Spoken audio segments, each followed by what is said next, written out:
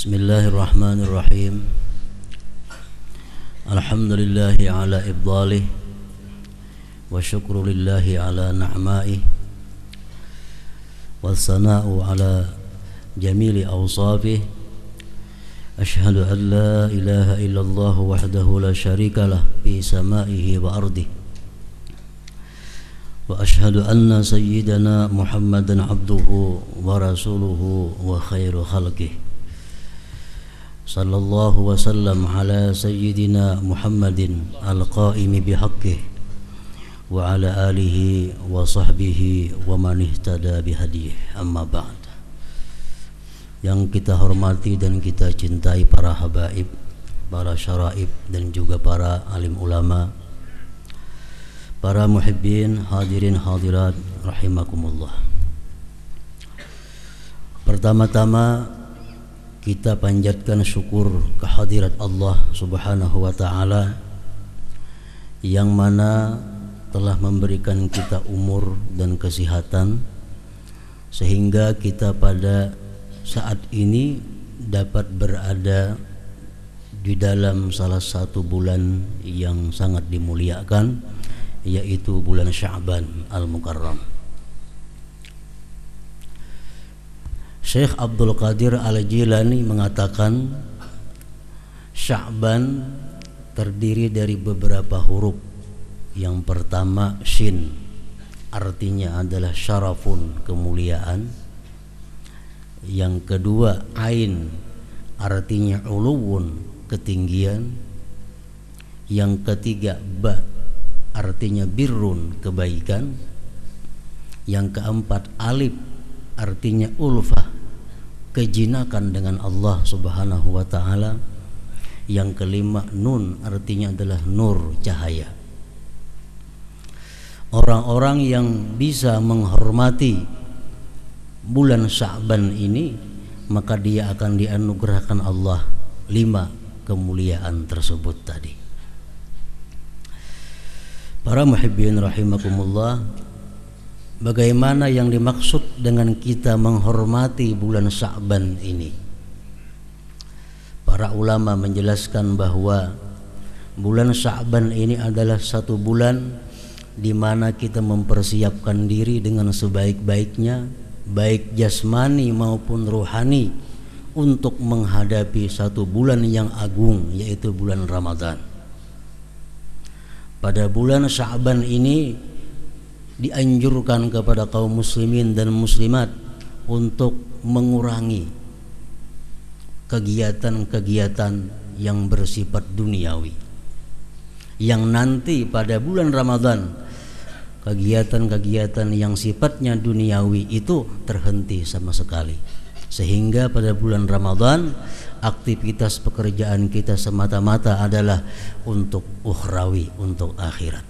Nah, demikian para muhibbin rahimakumullah tentang bulan Sya'ban yang mana kita pada saat ini berada di dalam bulan tersebut.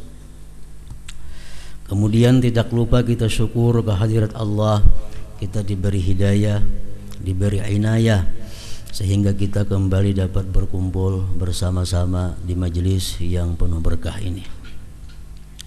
Kemudian salawat dan salam selalu kita haturkan kepada junjungan kita Nabi besar Muhammad sallallahu alaihi wasallam, dan juga kepada seluruh keluarga dan para sahabat beliau, zurriyat dan pengikut ila yaumil qiyamah. Lanjutan daripada pembicaraan kita yang telah lalu mengenai pengenalan terhadap surat-surat Al-Quran, kita masuk kepada as-suratul tsaminata asyar min suwaril Quran, surat yang ke-18 dari surah-surah Al-Quran, suratul Kahfi, yaitu surah Kahfi. Makkiyatun, surat Kahfi ini diturunkan di Mekkah. Ayatuha ashrun wa mi'ah, ayat-ayatnya berjumlah 110 ayat. 110 ayat. Banyak sabda Rasulullah sallallahu alaihi wasallam yang membicarakan tentang surat yang ke-18 ini, yaitu surat Al-Kahfi.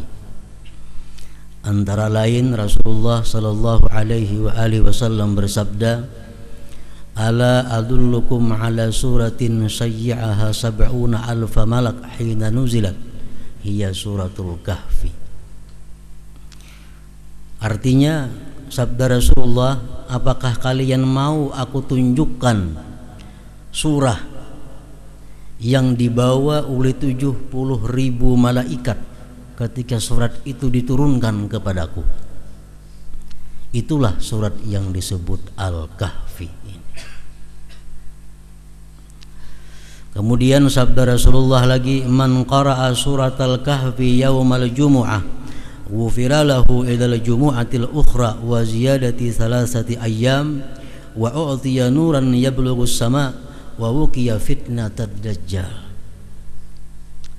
Artinya sabda beliau, barang siapa yang membaca surat Kahfi pada siang hari Jumat,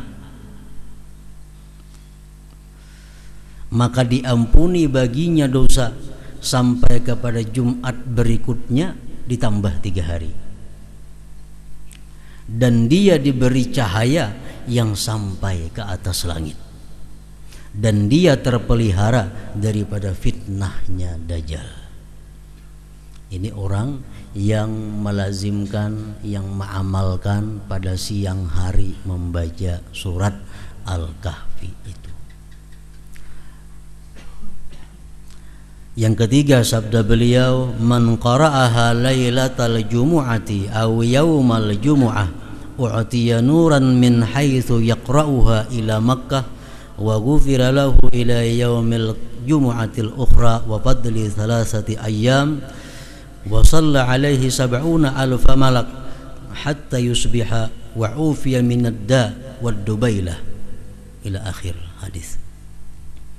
Barang siapa membaca pada malam Jumat atau siang Jumat, dia diberi Allah cahaya dari tempat di mana dia duduk membaca sampai ke Mekah cahayanya itu,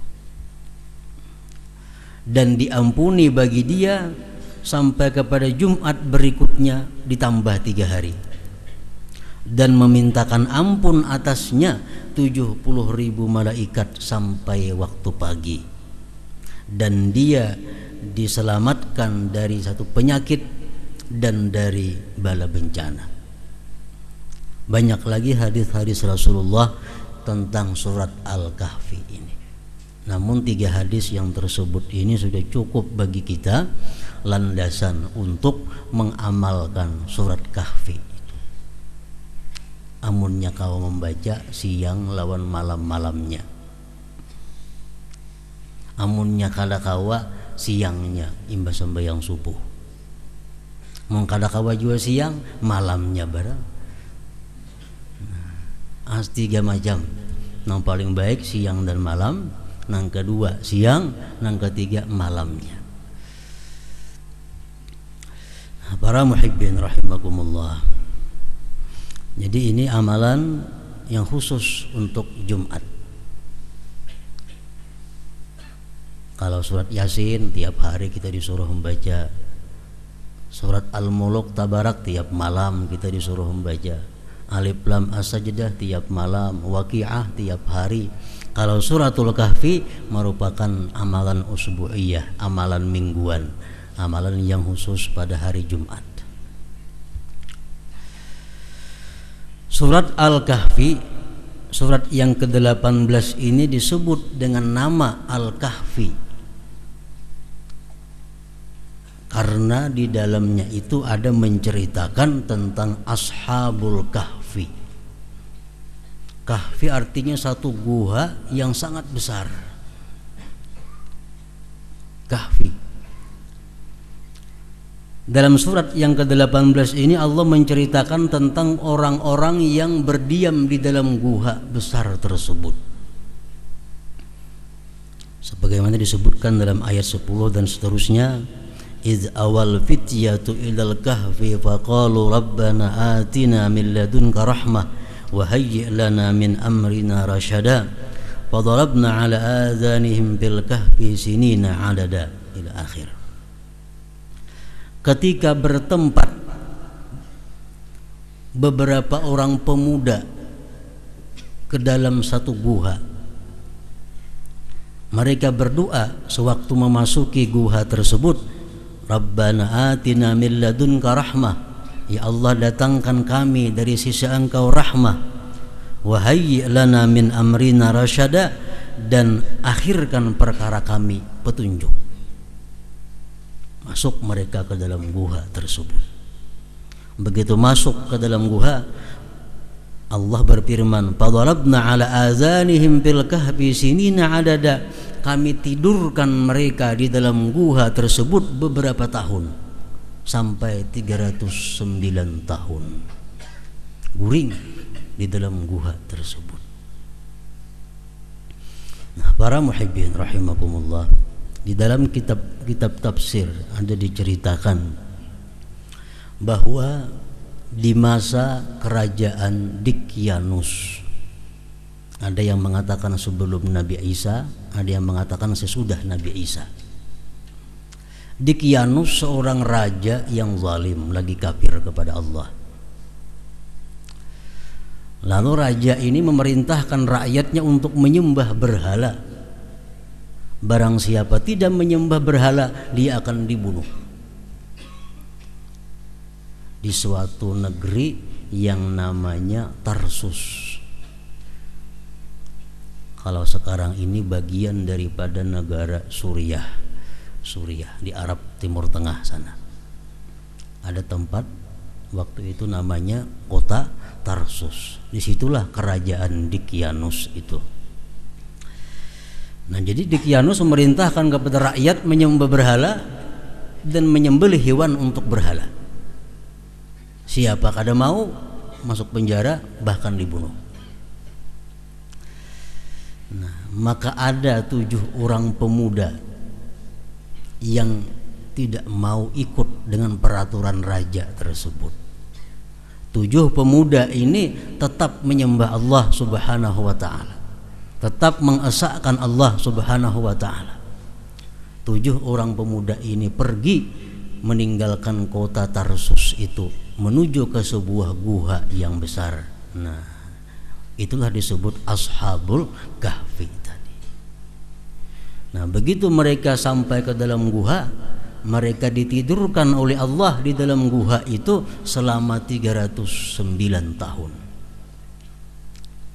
Dan waktu tidur itu dijaga betul oleh Allah Subhanahu wa ta'ala, sehingga tidak ada satupun yang mengganggunya, dan badannya tetap seperti semula. Rambutnya, kukunya, giginya, kulitnya, barang-barang yang dibawanya semuaan tetap seperti semula. Sehingga dikisahkan begitu mereka terbangun dari guringnya, terjaga dari tidurnya, jenazahkum berapa jam kita guring? Kenapa awak kada berubah, barang kada berubah? Jenazahkum paling-paling itu setengah hari sama guringin tadi, atau paling-paling sehari hanya. Padahal 309 tahun. Nah, lalu akhirnya salah seorang di antara ini diutus oleh kawan-kawannya untuk menukar makanan ke kota. Duit nang di dahulu pun masih ada, duitnya utuh, kada rusak. Tolak ke pasar membawa duit, lihati kota berubah. Begitu sampai di toko hendak nukar makanan, tukang toko bingung melihat duit. Ini duit zaman purbakala, ini duit zaman 300 tahun telah lalu. Jadi tukang toko ikan dapat napa, dapat mendulang kah duit ini atau apa? Nah, ini pun bingung. Kenapa duitnya maka kada payu? Nah, akhirnya ribut orang di sana, dibawa nang sayakungnya kepada raja waktu itu. Sedangkan rajanya sudah beralih kepada raja yang beriman kepada Allah. Akhirnya diceritakan kisahnya demikian. Lalu ujar raja, mari kita sama-sama mendatangi kawan ikam nang di dalam gua sana. Akhirnya berangkat nang sayakung ini lawan raja samuaan, dan pegawai-pegawainya berangkat menuju gua tadi. Sesampainya di muka guha, menurut sebagian riwayatnya, ujar kawan nang saya nang disuruh tadi, wahai raja, tunggu dulu sini, aku ke dalam guha mahabari kawan-kawan. Masuk ke dalam guha, sampai wah ini kada sing keluaran lagi, nang kada sing keluaran lagi. Menurut satu riwayat, begitu orang hendak masuk ke dalam gua itu ada angin yang berhembus sangat kuat sehingga orang kada berani masuk ke dalam sana. Ada riwayat yang mengatakan mereka sudah diwafatkan Allah, ada riwayat yang mengatakan mereka sampai sekarang ditidurkan lagi oleh Allah sampai kayaknya timbul Nabi Isa alaihissalam dan mereka naik haji bersama-sama dengan Nabi Isa alaihissalam. Nah, itu guanya masih ada sekarang. Para muhibbin rahimakumullah. Nah, itulah disebut ashabul kahfi, orang-orang yang lari dari kotanya menuju ke guha demi menyelamatkan akidahnya, menyelamatkan agamanya.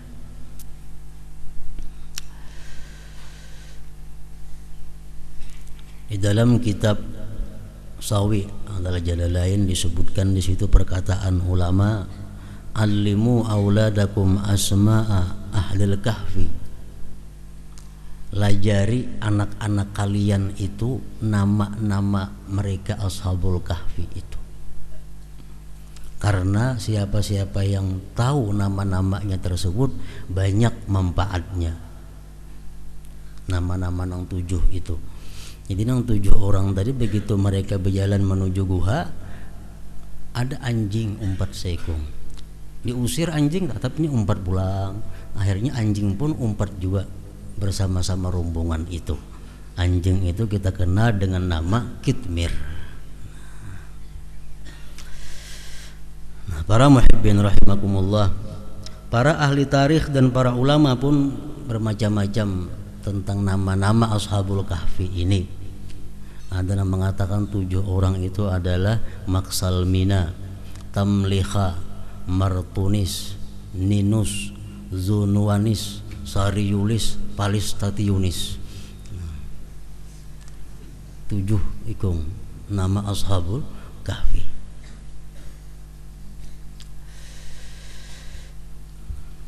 Jadi surat yang ke-18 ini disebut dengan nama Al-Kahfi karena banyak di dalamnya menceritakan tentang orang-orang yang agung, orang-orang yang mulia.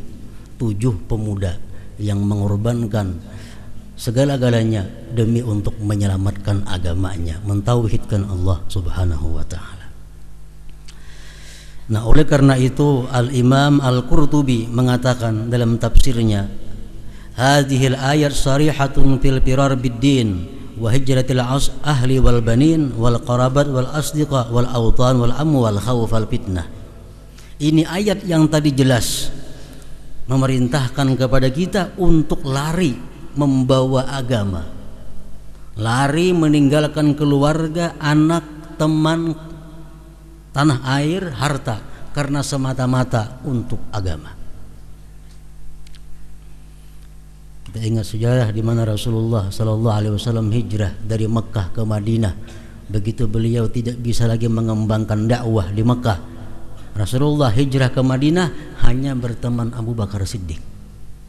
Anak Sidin, istri Sidin, rumah Sidin, semuaan ditinggal di kota Mekah. Nah, ini ayat demikian.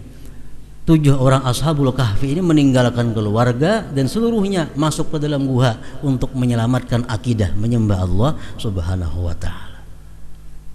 Nah, dengan ayat ini artinya kalau kita hidup di suatu kampung, di kampung itu kita kada bisa mengamalkan syariat Islam. Di kampung itu kita selalu dekat dengan dosa. Di kampung itu selalu dekat dengan maksiat. Kita kada bisa amar ma'ruf nahi munkar. Kita kada bisa sembahyang berjamaah. Kita kada bisa menyiarkan Islam. Kalau kita di kampung itu kita bertempat tinggal, kita mesti pindah kepada kampung yang lain. Itu ajaran Al-Quran.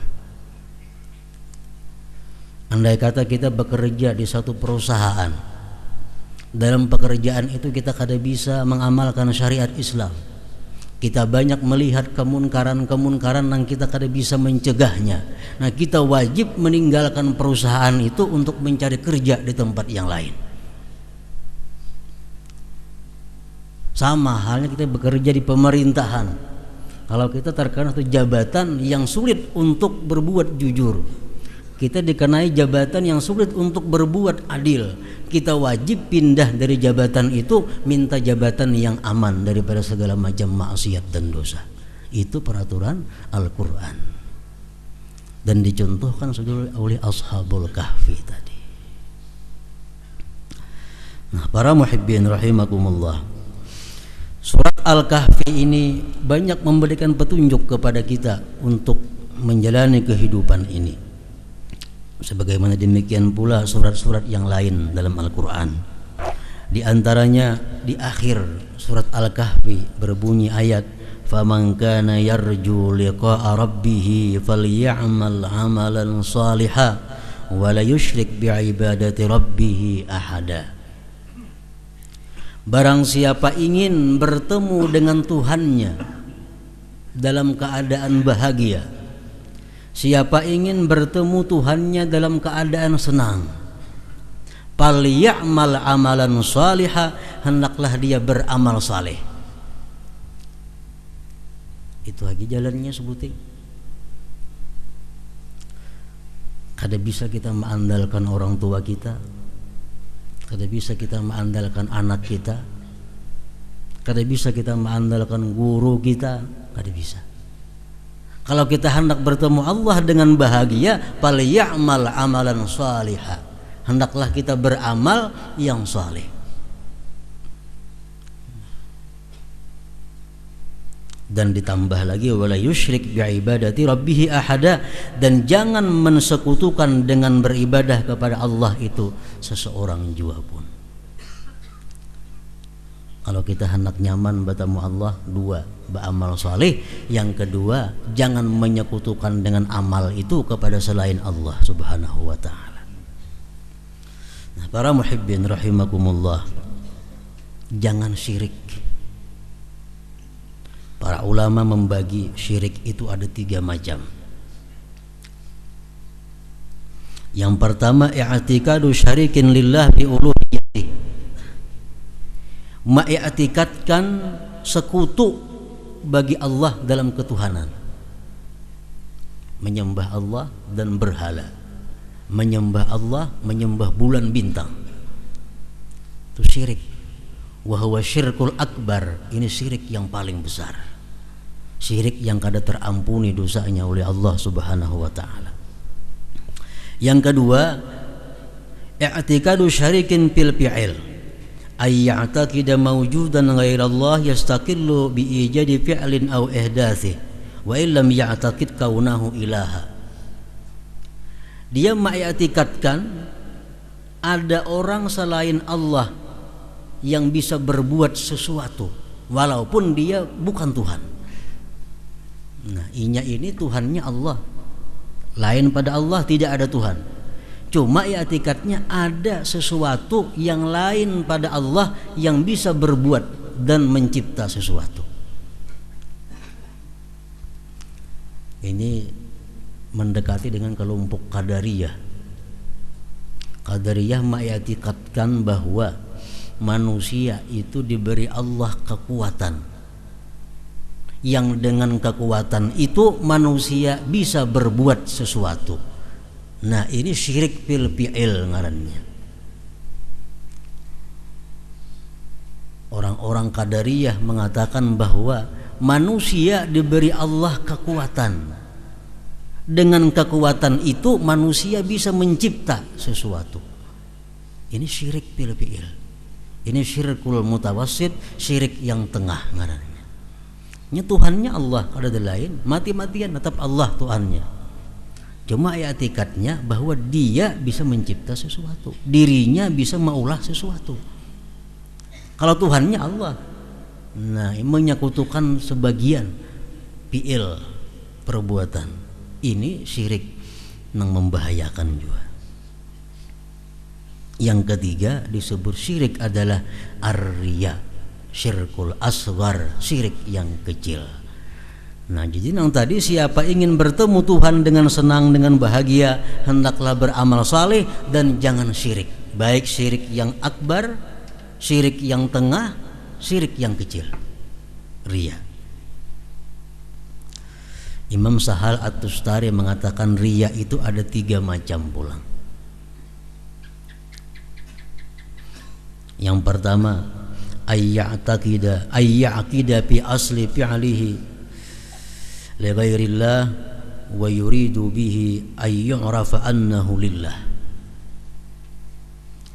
Dia membuat satu ibadah bukan karena Allah, tapi dia menghendaki agar dikenal orang itu karena Allah. Nah, inya bersedekah kada karena Allah, cuma ingin orang menilai inya tuh karena Allah, padahal hatinya bukan karena Allah. Ini riya. Nah, ini riya yang menggugurkan pahalanya dan kita dapat dosa, satu maksiat.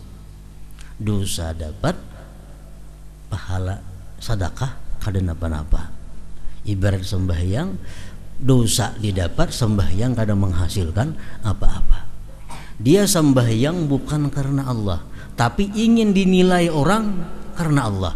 Nah, itu riya yang paling berat sudah. Wahwasin pun minan nifaq, ini bagian daripada munafik. Yang kedua, yadkhulu fi syai' lillah fa in tuli'a alaih nasyita. Dia beribadah itu karena Allah. Begitu diketahui orang, dia bersemangat. Ini sembahyang karena Allah. Begitu ada orang melihat, bersemangat inya, bergairah sembahyangnya. Ini riya juga. Bersedekah 10.000 rupiah, begitu ada orang tahu, ambil lagi 20.000 rupiah. Ini riya juga ngarannya. Nah, riya nang macam ini ujar Imam Ghazali, diharapkan inya dapat pahala dan dapat dosa. Dapat pahala karena dia asalnya ikhlas, dapat dosa karena dia ada riya begitu dilihat oleh orang. Nah, ini terbaik sedikit pada yang pertama tadi, draw, pahala dapat, dosa dapat. Yang ketiga, dakhala fil amal bil ikhlas wa kharaja bil ikhlas summa uriba dzalik wa mudiha fariha wa sakana ila madhihim. Dia beramal ikhlas, sampai tuntung beramal ikhlas. Seminggu kemudian orang tahu pada inya beramal, dipuji orang, inya suka, senang dipuji orang karena amalnya tadi. Nah, ini riya juga ngarannya. Beramal ikhlas sampai tuntung ikhlas, seminggu sudah ikhlas saja, tidak apa-apa. Rupanya ada yang tahu orang begitu beramal, dikuya orang, dipuji orang, dia beramal, menyumbang 10 juta hamba Allah Ta'ala, kan banyak, ada tahu siapa-siapa, ikhlasnya, ikhlas. Seminggu orang ada tahunya, sebulan tahu sekalinya Pulan bin Pulan itu. Lalu kabar tuh Pulan tuh sosial menyumbang 10 juta ini. Mendengar dirinya suka. Nah, dipuji orang gembira, dipuji orang. Ini riya juga. Namun riya nang macam ini kadang mengurangi pahala amal ibadahnya. Kan apalagi menggugurkan, mengurangi aja kada.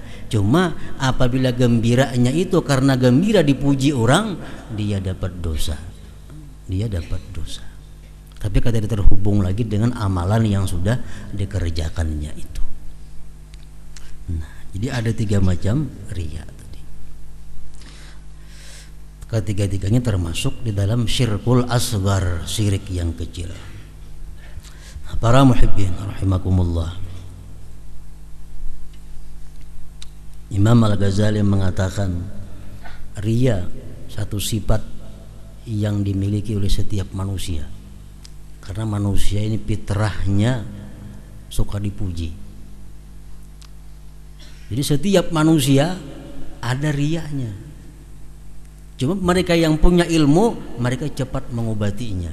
Mereka lakas minta ampunnya. Nah, itu benar bedanya. Nang kada berilmu sampai ke mati riaknya. Orang nang ada punya ilmu, oh tahu, udah ada minta ampun, aku berbahaya. Nah, ria sesuatu yang wajib diobati. Kayak apa cara mengobati ria itu? Pertama, Imam Ghazali mengenali bahayanya ria. Mengenali bahayanya ria. Bahayanya apa? Kalau ria yang pertama tadi pahalanya gugur, dapat dosa lagi. Di akhirat Allah memanggil ngaran kita bertambah, ya ghadir, penipu, ya murai, hai orang yang ria. Kita dipermalukan Allah di padang mahsyar nantinya. Nah, itu kalau ria. Kita pelajari tentang ancaman-ancaman Allah kepada orang yang ria. Yang kedua, obatnya ria itu adalah kitmanul amal.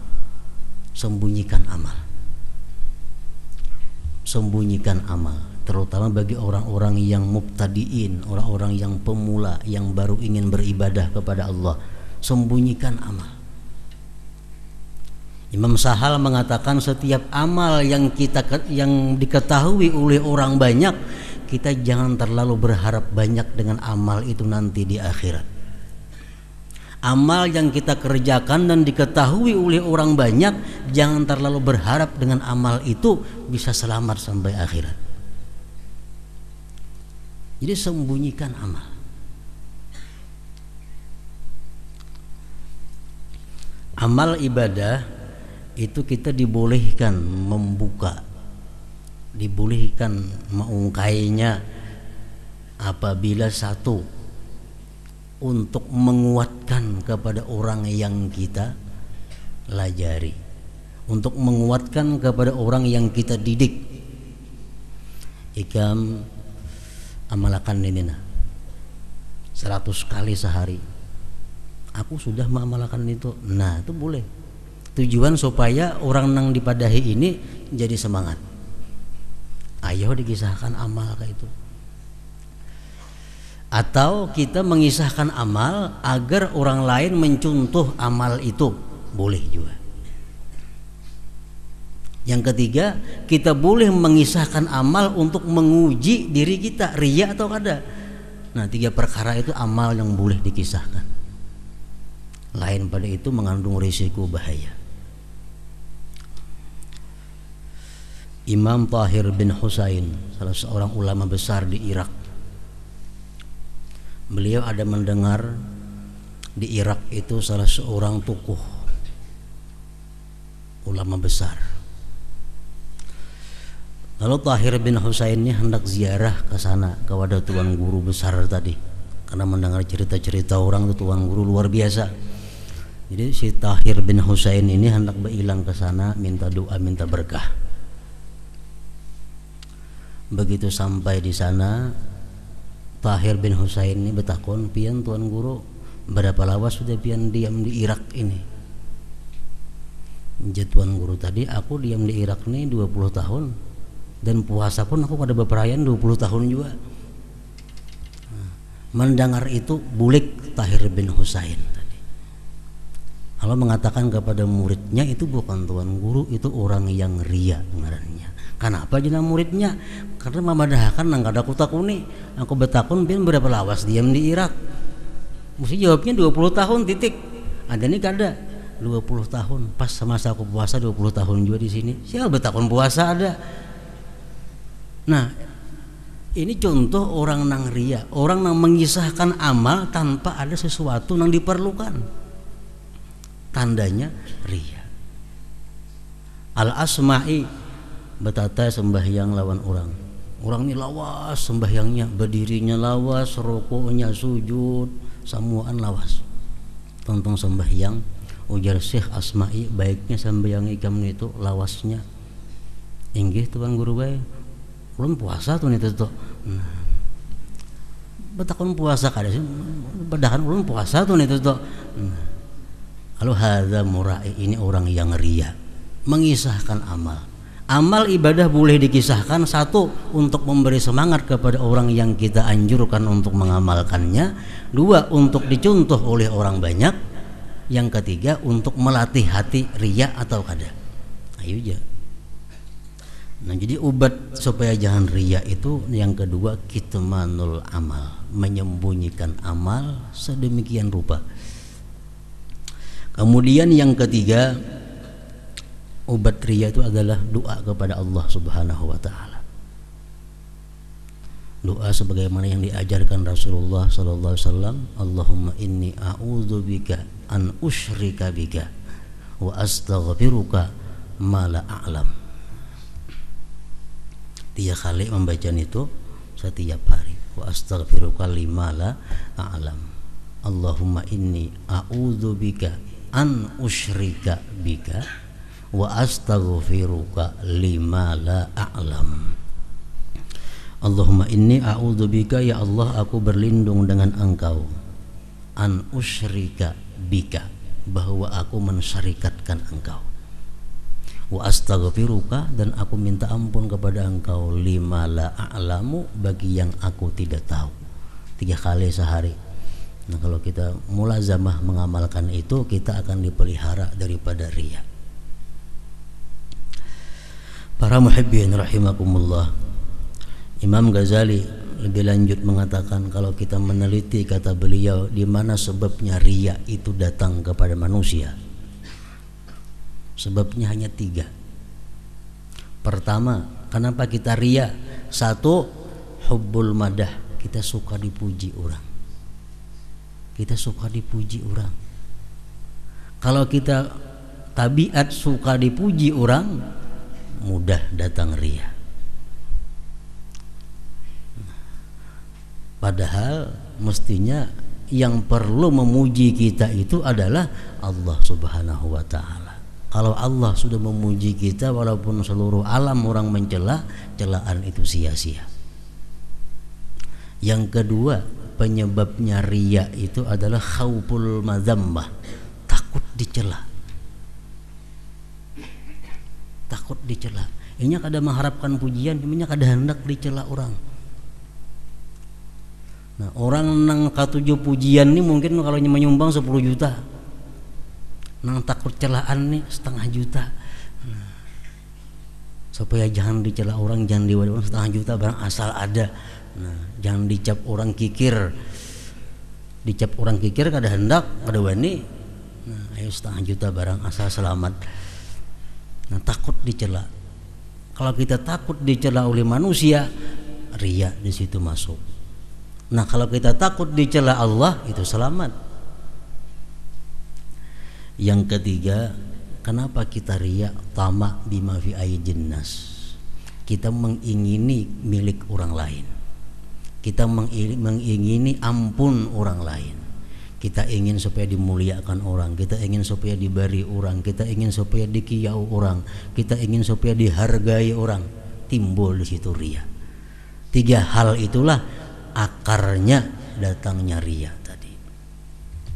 Nah, bila kita kaum mengatasi yang 3 itu, maka selamatlah kita daripada sifat yang menakutkan, yang menggugurkan amal ibadah kita, yaitu asyirkul asghar, syirik yang kecil yang disebut dengan riya itu. Nah, para muhibbin rahimakumullah, selanjutnya surat yang ke-19 daripada surat Al-Quran adalah surat Maryam. Sebelum kita akhiri, akan disampaikan pengumuman dan himbauan. Pertama, minggu akan datang insyaallah kita bertepatan dengan malam nisfu Sya'ban, dan acara kita tetap seperti biasa sesudah Isya. Nah, sesudah maghrib membaca Yasin 3 kali, kemudian salat hajat, salat Isya, kemudian seperti biasa tarikahnya. Dan yang kedua, himbauan ini berasal dari masyarakat Berabai Kota, kita sampaikan kepada jamaah khususnya yang mereka berkendaraan agar jangan belalajuan buliknya. Ini sudah beberapa kali orang bepasan ini hanya disampaikan dah. Artinya tolong jamaah Tariqah Alawiyah jangan hendak berlajuan muridnya, karena ujar mereka itu menyupanakan majelis ta'lim. Alasannya itu. Dan terima kasih kepada mereka itu. Mereka walaupun kada hadir di tempat kita, cuma mereka sayang dan menghargai majelis kita ini. Tinggal kita lagi nang menyudahinya. Jadi kepada pengendaraan, himbauan daripada orang kota Barabai, jangan hendak berlajuan bulikannya. Kalau sudah limpua bawan, limpua sana, nang terabang terserah aja lagi, masalah. Cuma dalam kota hargai orang kota.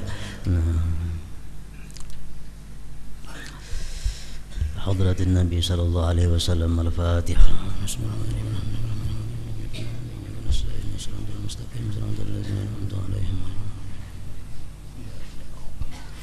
أشهد أن لا إله إلا الله وحده لا شريك له أشهد أن سيدنا محمدا عبده ورسوله لا إله إلا الله نستغفر الله لا إله إلا الله نستغفر الله لا إله إلا الله نستغفر الله لا إله إلا الله ونتوب إلى الله لا إله إلا الله محمد رسول الله صلى الله عليه وسلم فيا أيها الراجون منه شفاعة صلوا عليه وسلموا تسليما اللهم صل وسلم وبارك عليه وعلى آله